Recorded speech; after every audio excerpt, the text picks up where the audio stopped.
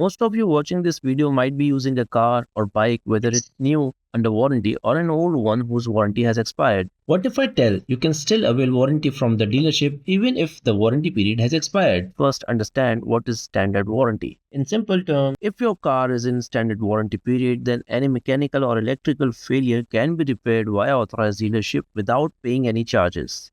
But if your warranty has expired, you can still go to the dealership and ask them to check if your VIN, which is your chassis number, has a Goodwill coverage. Yes, Goodwill. Goodwill warranty is provided by almost every manufacturer, especially under two conditions.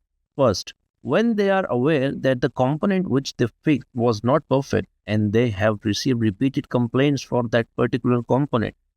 Most likely injectors, fuel pumps, gearbox, and even engine is covered under Goodwill warranty. And second, if you have a complete service history from an authorized dealer, then your case will be rock solid.